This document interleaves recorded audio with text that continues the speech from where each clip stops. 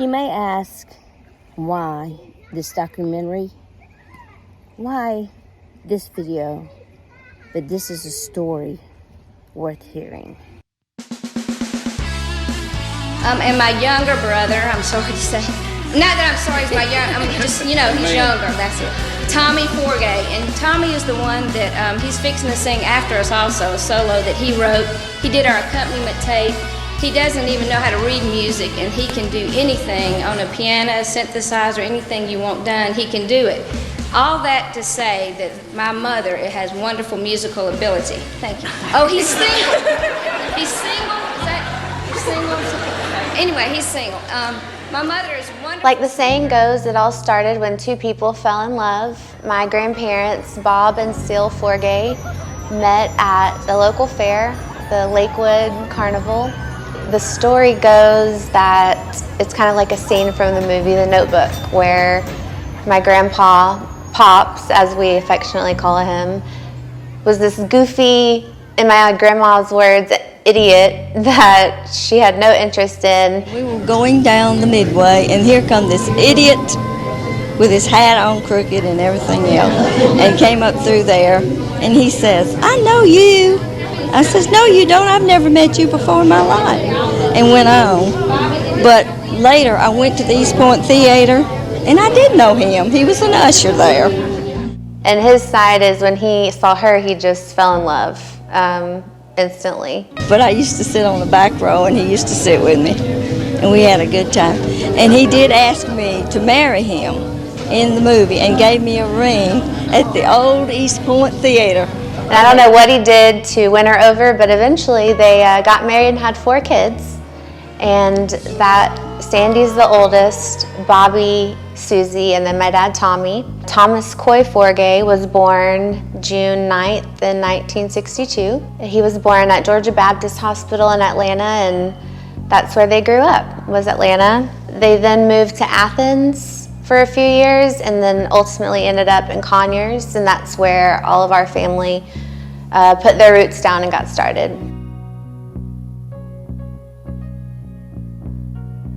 Growing up, we had a wonderful family. Most everybody here remembers Pops and Pooh.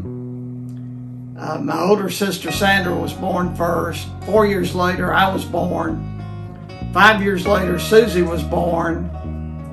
And we had a wonderful family at that point. I remember the day they brought you home from the hospital. Oh my gosh, we were so excited, a new baby. Mom was having health problems, and a few days later I had to go back into the hospital, which left me at 15 to take care of you, a newborn, and the 2 others. Shortly thereafter, I'm sure you've heard, Mother had to go back to the hospital. Sandra attempted, my grandparents wouldn't touch him, and all of a sudden, our door came a rap. Pooh had to be put back in the hospital, and Pops had to get a nurse to come in for about a week to take care of the 3 of us, plus Tommy as a newborn. And we hated her.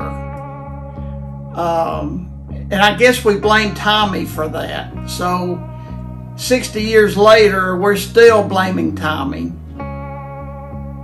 We were just talking about when you were born, how we remember it so well. Tell them, Mom, about the hospital. Yeah, we were at the hospital and everybody was there. And your mom, Seal, said, "Everybody's here but the one I want to see, and he's in the nursery." She was really missing you. It was a nurse, cap on, white starched uniform, white hose, white clinic shoes, and a cape, of course. Her name was Alice Camp. And anytime you ask me about the birth of Thomas Coy, I shudder at the memory of Alice Camp.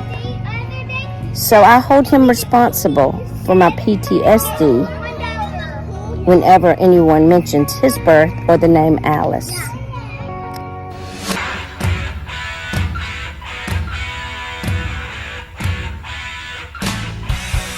He wore spandex a lot, apparently.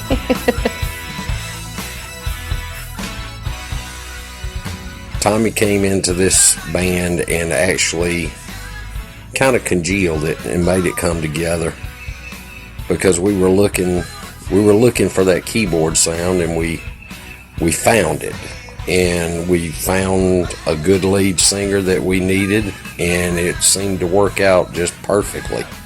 And so they grew up in Conyers, and he went to Newton High School, and there he met some band members, and they formed Blue Max.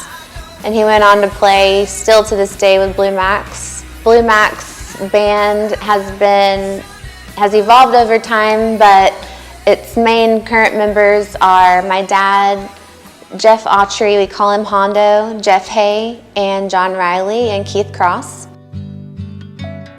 Tommy didn't have any real formal musical training, but God gave him a natural talent.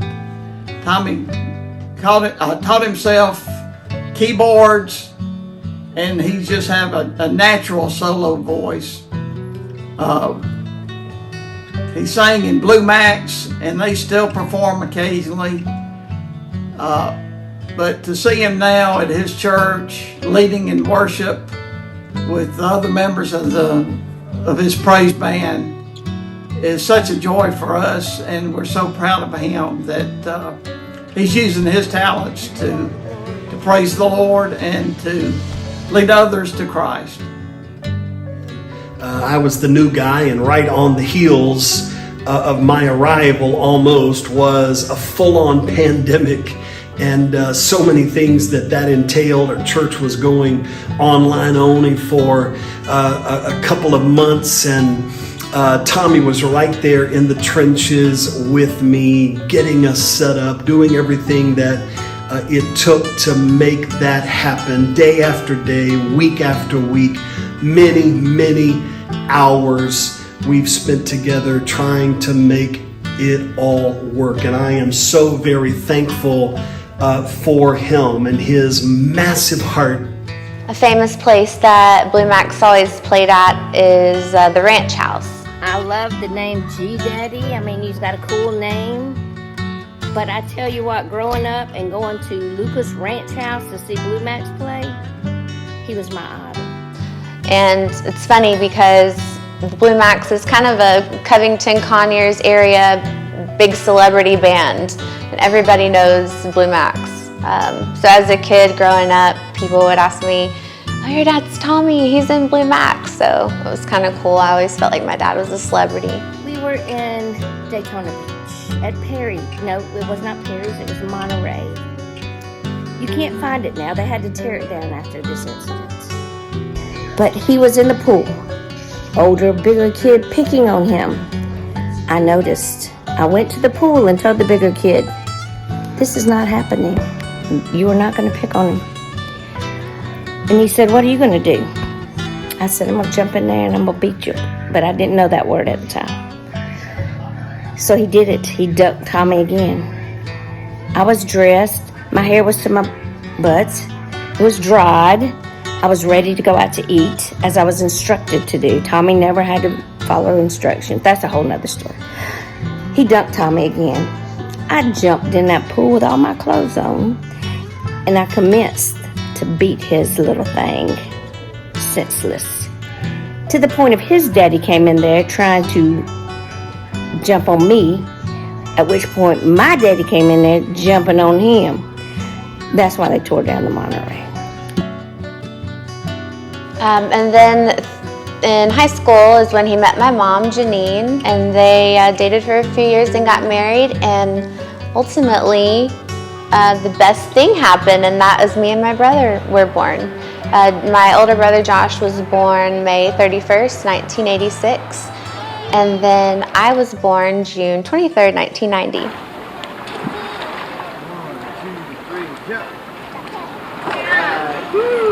Yeah, he was an amazing dad growing up.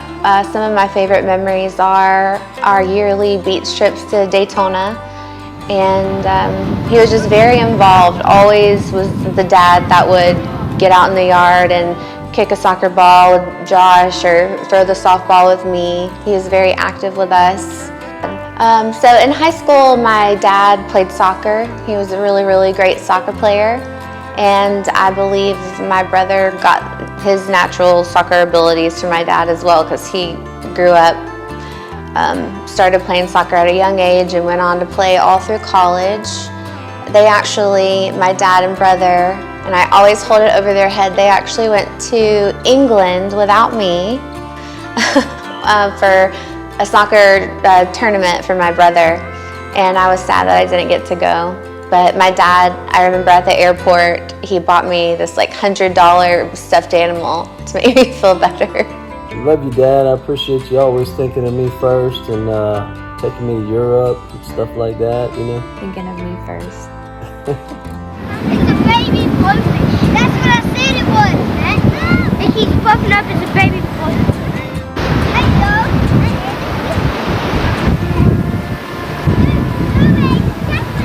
And as years passed, he met Shannon and they got married, and I gained a bonus mom and a bonus brother, Andrew. Happy birthday, man. I'm not gonna make any old fart jokes. Just want to tell you I love you, I appreciate you, and happy 60th birthday. It's kind of a funny story because my grandmother actually had a hand in my dad meeting Shannon. My grandmother and Shannon both went to church together. And they told my dad about this really nice lady that went to their church, and my dad wasn't in church at the time, and so he came to their church one morning, and for him, I believe that was it. Once he saw her, he fell in love and thought she was so beautiful, and 6 months later they were engaged. We've been together for right at 22 years, married almost 20 years, and I can honestly say he's my best friend. He's my soulmate. I think God saw what I went through in my previous marriage and just gave me a prince of a man. He treats me like a princess always. I love the way that he always treated his mother and father and honored them with a lot of respect. The way he treats his children, his grandchildren. Just a good all-around person, and I think that he's mine. And I think that him meeting her got him into church, and to which now he's a worship leader and has been for many, many years at the church Covington. Shannon and him, they love to travel. Every year they go to Branson, Missouri, St. Louis. That's where Shannon grew up, and that's where her family's from. So every year, a few times a year, they'll go and visit them. And recently, they went to the north part of the country, and my dad really loved Niagara Falls, and they also visited a lot of the 9/11 memorials, and that was a really special trip for them. They've been to Hawaii. They love going to the beach. They just love traveling in general, and they've gone on a lot of amazing trips. Literally every time I talk to my dad on the phone, he's doing something for someone else, whether a lot of it's for the church or for his neighbors. I remember a water heater went out, and he told me good news and bad news. He said the good news is we could go to Lowe's, get a new one, and I'll install it for you. And he did that. And I noticed as a band member, he's a great leader, either in the church or several bands he played with. And all in all, he's a great friend and been a blessing in my life. My best recollection of Tommy is current day, obviously, and how much he does for us. He's always been our go-to IT guy. Susie's the medical professional. Tommy's the IT professional. And he's always there anytime we need him, and the older Becky and I get, the more we need him. But we love him, and we're so proud of him, and we're just thankful that he's with us, and we're still here to celebrate him. My dad gave me piano lessons when I was younger. He probably gave me about 2 or 3 and got frustrated and gave up, kind of. But then I was just a natural because he is. I think it just literally runs in our genes, the musical talent. So I went on to learn how to play the piano and sing and kind of follow in his footsteps. And some of the best times I've had and continue to have are when me and Dad sit down at our pianos and play together. Whenever I was a little girl, one of our special things that we would do in the car is we would sing the song Impossible by the Roger and Hammerstein Cinderella. And we'd always go back and forth and make it a little duet. And it's always been a really special memory for me. Impossible, hopes, impossible. Things are happening every day. And I'm sure that everyone watching this video has a special memory with my dad, because that's just the kind of person that he is. He just truly is a unique, very special individual, and I'm so lucky that he's my dad. He's always doing something for someone else. He's still playing with Blue Max every now and then. He also started playing with the Noah Teal Band. To this day, I don't think you look a day over 70. I believe some of the happiest times that have happened so far in his life are when his grandkids were born. So he has 4 grandkids. The first one that was born was Jada, and then Avery, and then my daughter, Brooklyn Coy, who I actually named after my grandfather, Robert Coy, and my dad, Thomas Coy. Happy birthday, G-Daddy. I love you. Happy birthday, G-Daddy. I love you. Have fun rolling into your 60s. Happy birthday, G-Daddy. We all love you. And then little Carter June, my second daughter. He is an amazing grandfather. There's a really funny video of him babysitting Brooklyn, Avery, and Carter all by himself. Carter's running around in her walker, Brooklyn's on her bike, Avery's on a bike, and it's just chaos. And he's just 60-year-old grandfather just killing it. And he's amazing. He is just really hands-on, always just down on the floor playing with them, taking them to do things. He's a really great grandfather. So this is a huge chunk of my dad's story, and I believe it's just the beginning. And he, I know, has many, many, many more years just that are gonna be full of the best memories and gonna be full of his big helping heart, helping people. And I think I can speak for everybody when I say that he's done something for each and every one of us at some point in our life. And I'm just so thankful that I get to be his daughter and that I get to experience life with him. I love you today, I love you tomorrow, and I love you always.